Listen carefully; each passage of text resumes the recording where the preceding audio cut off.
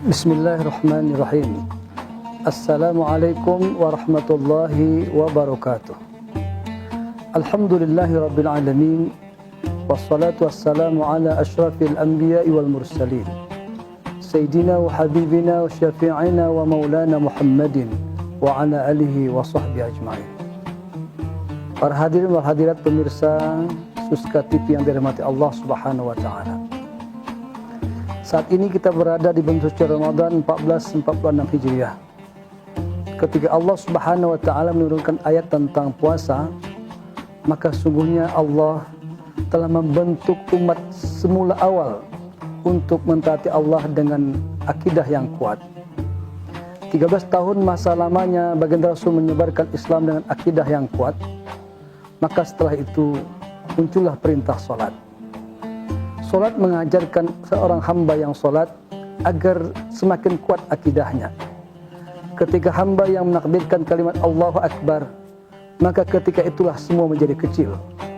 Rumah yang besar, sawah ladang yang luas, uang yang banyak berlipat, pangkat, jabatan dan kehormatan, semua tentu menjadi kecil karena dia telah melafadzkan kalimat Allahu Akbar.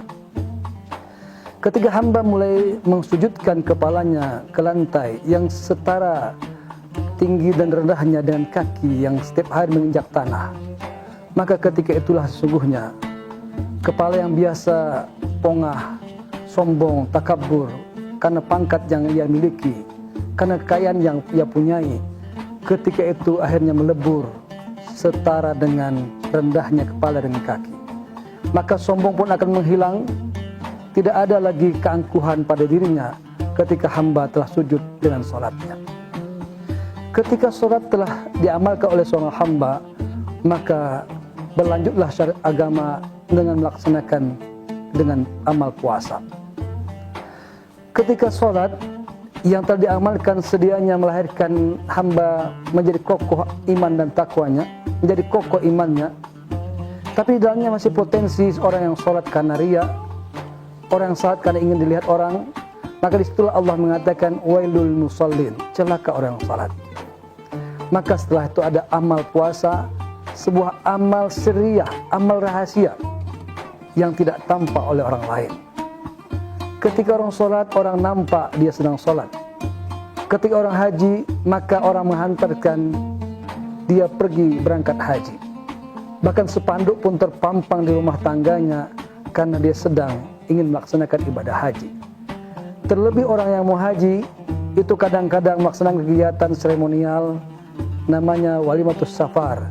Itu pun berpotensi membuat dikenal orang kalau dia sedang berangkat haji. Begitu amal berzakat. Ketika dia berzakat, orang tahu dia mengeluarkan uang, mengeluarkan harta, maka ketika itu pun semua potensi kesombongan, keriaan akan terjadi. Beda dengan perkara amal puasa yang sedang kita laksanakan tahun ini. Puasa menghantarkan orang untuk beramal secara rahasia yang tidak nampak orang lain. Bisa jadi bapak ibu paginya sedang makan dan kenyang, lantas mulutnya dilap, bukan dia berjalan dengan suasana yang lemah, loyo, gemulai. Maka ketika itu orang melihat bahwa dia sedang puasa, padahal sungguhnya dia tidak berpuasa. Begitulah amal rahasia tentang sholat, amal rahasia tentang puasa. Maka ketika orang yang sholatnya menghantarkan akidahnya menjadi kuat, maka keluar dari zona itu, yaitu zona untuk beramal secara rahasia. Dan pada perkara amal rahasia ini sebenarnya melahirkan hamba tadi menjadi hamba yang bersosial. Bagaimana tidak, puasa sepanjang hari di tengah terik matahari yang sangat panas, tidak makan dan tidak minum, maka tentu melahirkan lapar dan dahaga yang sangat dahsyat. Dan bahkan bagi orang tak kuat, bisa sebuah kegiatan yang sangat menderita.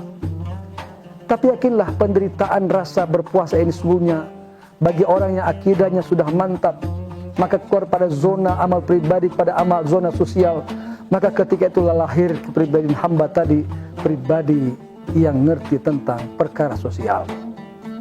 Kalau dia sadar bahwa dahsyatnya tak makan dan tak minum satu hari, maka dia akan tahu betapa dahsyatnya orang miskin, orang papa, orang du'afa yang tidak bisa makan karena tak punya uang, yang tidak bisa minum karena tidak bisa belanja minuman, yang tidak bisa membeli lauk pauk, akhirnya makan sederhana karena nggak punya uang. Tapi orang yang hari punya uang, dia tak makan karena amal berpuasa. Maka dengan berpuasa sedianya melahirkan sifat-sifat sosial. Maka setelah puasa nanti dia akan mempraktikkan amal sosial dengan berzakat fitrah. Begitulah semuanya simulasi tentang perkara amal-amal syariat yang Allah perintahkan kepada umat ini. Maka menjadi sia-sia orang yang berpuasa dengan sebuah amal-amal menghilangkan rasa lapar dan dahaga. Sepanjang hari berpuasa, sepanjang itu pula tidur. Semasa tidurnya akhirnya meninggalkan sholat, meninggalkan berzikir, meninggalkan banyak untuk membaca Al-Quran. Maka kadang dia bangga dengan 30 hari berpuasa, tapi dia tak lupa meninggalkan amal untuk mengokohkan keyakinannya, i'tikadnya kepada Allah Subhanahu wa taala. Hadirin pemirsa TV Suska yang dirahmati Allah Subhanahu wa taala. Maka saat inilah kita bermuhasabah. Mumpung masih panjang masa berpuasa yang akan kita lalui pada tahun ini. Kita masih berada di awal puasa 1446 Hijriah ini. Maka yang harus kita renungi adalah sejauh mana amal sholat kita telah membentuk akidah kita menjadi mantap. Sejauh mana amal sholat kita mampu membentuk tawakal kita kepada Allah semakin hebat. Maka ketika itu telah tersempurnakan dengan takbir Allahu Akbar, telah tersempurnakan dengan sujud, menghilangkan rasa sombong dan takabur kita kepada orang. Maka ketika itulah zona aman kita tentang Allah telah menjadi baik.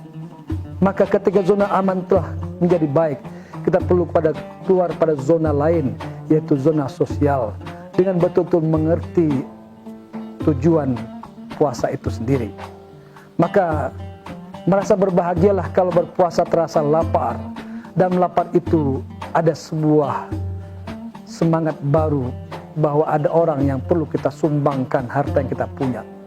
Dengan semangat baru ada etikat kita untuk membantu sesama yang ada di sekitar kita. Maka ketika lebaran tiba, disitulah Idul Mubarak, kembali seorang hamba yang beretikat mantap dengan amal sosialnya menjadi hamba bertakwa kepada Allah Subhanahu wa taala.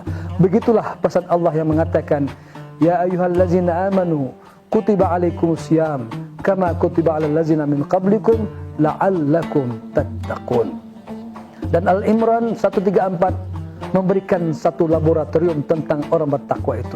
Pertama, orang bertakwa adalah orang yang pada zona aman. Pertama adalah berinfak di jalan Allah dalam keadaan senang maupun dalam keadaan susah. Yang kedua adalah di mana orang yang telah beramal puasa mampu menahan amarah. Yang ketiga, orang berpuasa sesungguhnya mampu memaafkan antar sesama. Maka tiga perkara inilah laboratorium yang dinampakkan Allah di surah Al-Imran 134 untuk diperkenankan kepada orang berpuasa betul-betul meraih sifat tiga perkara ini. Maka ketiga perkara ini telah tertempuh oleh seorang hamba puasa, maka begitulah dia mendapatkan semangat baru sebagai hamba yang idul fitrah, kembali kepada fitrah, kembali kepada kesucian yang sedianya. Begitulah orang yang terlahir dalam keadaan fitrah, yuladu alal fitrah, dilahirkan dalam fitrah. Semoga Ramadan 1446 Hijriah ini telah membentuk kita sejak awal dengan iman yang kokoh, dengan amal sholat yang mantap, dengan sujud yang menghantarkan ketakwaan kepada sujud yang menghantarkan iman yang sempurna. Kemudian dengan pesantren Ramadan ini menghantarkan kita semua menjadi hamba yang bertakwa kepada Allah Subhanahu wa taala. Mudah-mudahan tausiah singkat ini memotivasi diri saya dan kita semua para pemirsa Suska TV yang dirahmati Allah Subhanahu wa taala menjadi hamba yang bertakwa insyaallah. Amin ya rabbal alamin. Wallahu muwaffiq ila aqwamit thariq. Wassalamualaikum warahmatullahi wabarakatuh.